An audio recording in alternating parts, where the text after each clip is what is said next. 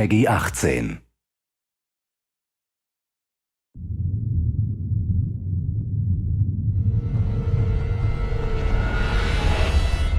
Hey everybody, Zachary Levi here in downtown San Diego at Comic-Con, more specifically at Nerd HQ, which is the epicenter of all things Tomb Raider.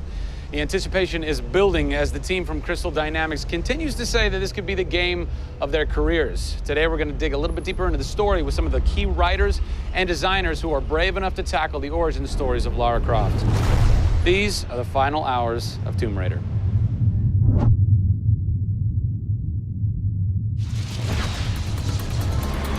We're in downtown San Diego. We're at Nerd HQ. Fans, the public, will get to play the game for the first time ever. Are you nervous? This is the most nervous time of the entire game.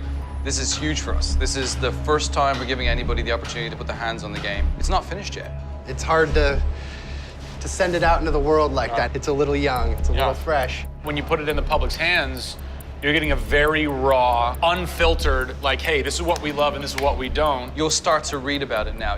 You'll start to see it online. You'll start to get people's perspectives. We're making sure that we make it the best thing that we can for the fans, and these are the fans. Why make an origin story? You could just kind of continue with the Lara Croft Tomb Raider saga, but you didn't. Why? We didn't start with the idea of doing an origin story, actually. We started with the idea of doing something fresh. There haven't been very many games that have the opportunity to go back and tell the true origin story. There is very few games like this.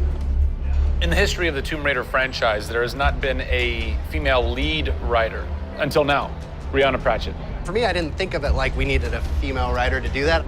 Rhianna just nailed it. Rhianna Pratchett. Yep. Does it take a woman to know a woman?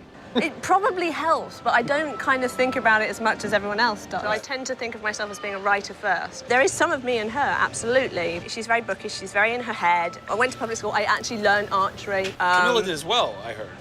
We bring up our ladies properly. And I genuinely studied Egyptology. I wanted to be an Egyptologist. No way.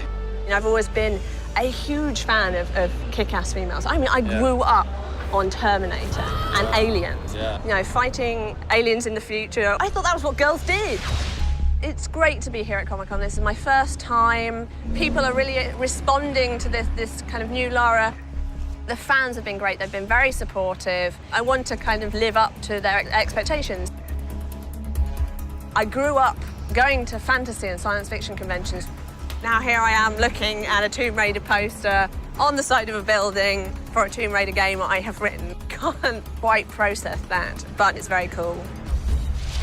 Lara's actions affect her character and her emotional state, and so the first kill for us was a big thing.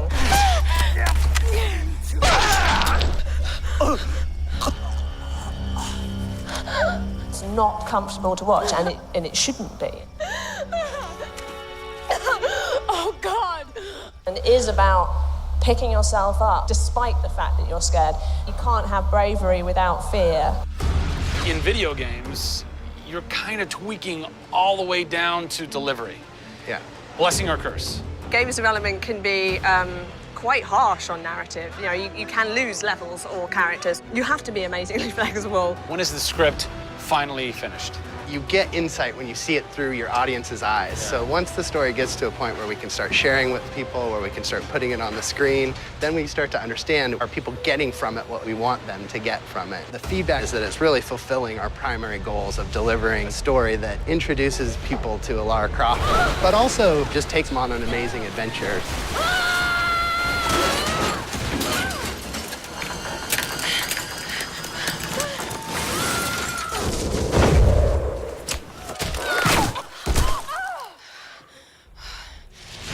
John Stafford, you're kind of the dialogue typist, word monkey. The words that you've been speaking for so long. Yes. From this everything man. that I've been through that's been extremely emotionally draining and painful, I have him to blame for. So we'll have words later about it. What were the challenges stepping into the heart and mind of a character like Lara Croft, who we've known for quite some time? Yes. Players' expectation is. You want to just jump right in, guns blazing? Controller, I'm awesome. I'm awesome. We want that. That's what video games basically allow gamers right? to feel. I am awesome.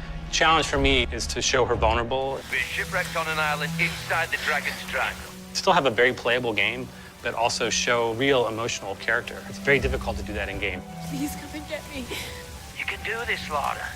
When you have really extreme circumstances, you have really extreme emotions. What the hell? Can't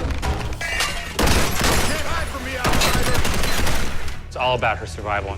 She's basically willing to do whatever it takes. There's people trying to kill you. You know, things are really extreme. Listen, I'm gonna get you out of there. I promise. I promise. I didn't want any lines to sound gamey. There was a good collaboration of making sure that really that didn't happen. That's very difficult writing, you know? How do you write a line that isn't just like, I should go there? Yeah. You know? Yeah. You know, I mean, that's... I bet there's something hidden in that crate. I want you to love this game in a way that really feels like the first time you played it, but do it in a way that people have never seen before. For me, it's crazy not to look at this as an opportunity to really start that dialogue. This is the game of our careers. This truly is the first time to sort of say, okay, this is it.